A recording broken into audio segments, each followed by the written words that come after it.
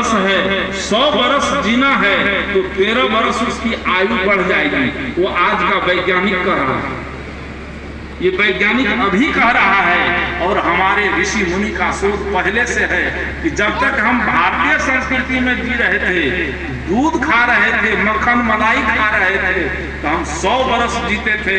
और आज जो वैज्ञानिक शोध आया है अभी, और इस आधुनिक युग में पाश्चात्य सभ्यता में जी रहे हैं, मांसाहार कर रहे हैं, हमारी औसतन आयु घट करके 40 बरस हो गई।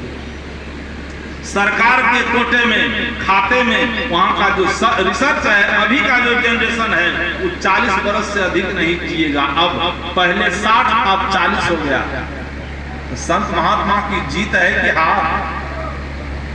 संत महात्मा पहले से साधु संत घूम घूम करके सत्तू पी करके अभी आए हैं। हमारे संत पहले आए होंगे, भीड़ में 2-4 आदमी बैठे होंगे, लेकिन वो अपमान सह करके भी अपना भजन प्रार्थना सब कुछ शुरू किए, तब आ गए। भोजन दीजिएगा तब भी ठीक है, नहीं दीजिएगा तब भी साहबंदी करके चल देंगे, लेकिन भाव क्या है? आपका सुधार है।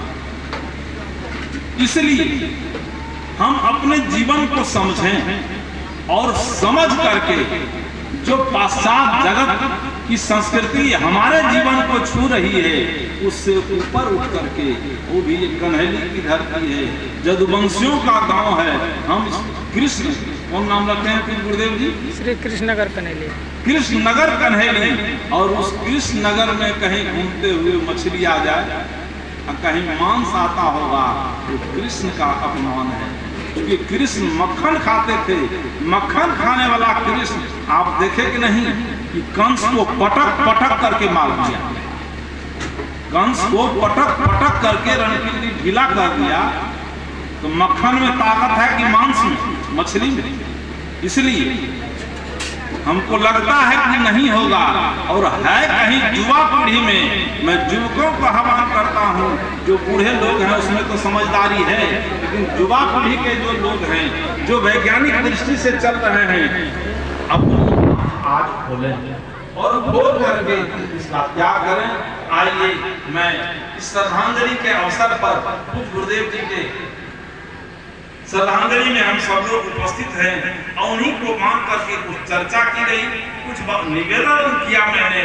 वो निवेदन है कि हम अपने कर्मों का सुधार करें उस गुरुदेव जी के प्रति। इसी भादो मास में, ये भादो मास कितना महत्वपूर्ण है, सुने भी संत श्री गौरव साहब से। इसी भादो में स्वरूप लिंग सतगुरु श्री अभिलाष साहब का शरीर त्याग किया। इसी भादो में संत श्री ज्ञान साहब का शरीर त्याग किए, और इसी भादो मास में खुद गुरुदेव जी का भी शरीर त्याग हुआ।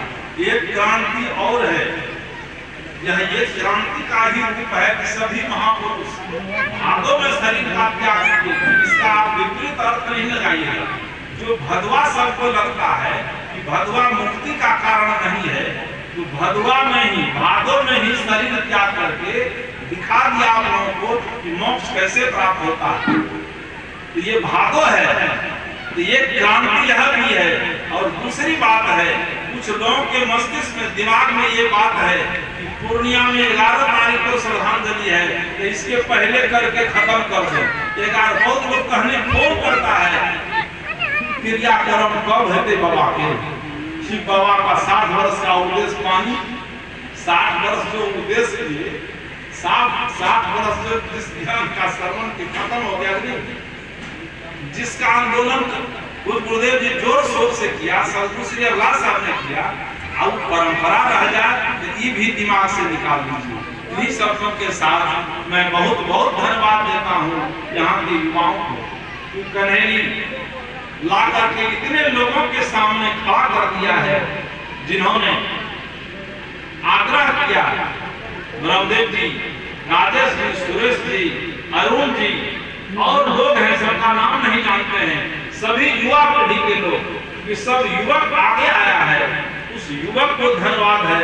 इस विशृंखल युग में इन युवकों में एक क्रांति है।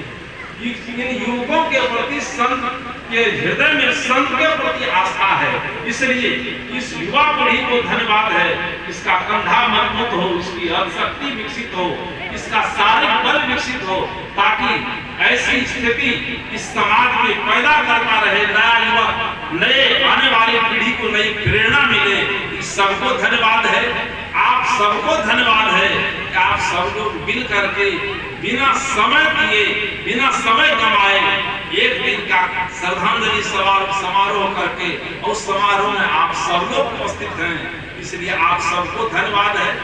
आप सबको धन्यवाद, युवा पीढ़ी को धन्यवाद करते हुए मैं अपनी बातों को पूज्य गुरुदेव जी के प्रति भावभीनी श्रद्धांजलि, पुष्पांजलि अर्पित करते हुए, चूंकि वहां तक कुछ पहुंच नहीं सकता, ये बात गुरुदेव जी से भी आप सुन चुके हैं कि वहां तक कुछ नहीं पहुंचेगा, लेकिन एक भाव है जो हृदय का, वो उस भाव का समर्पण करना है। तो कुछ गुरुदेव जी के प्रति और पीछे जो दोस्त महापुरुष हैं हमारे स्वरूप सतगुरु श्री अभिलाष साहब और ज्ञान साहब के प्रति श्रद्धांजलि, पुष्पांजलि, भावांजलि अर्पित करते हुए, उसको सत सत नमन करते हुए अपनी बातों को विराम देता हूं।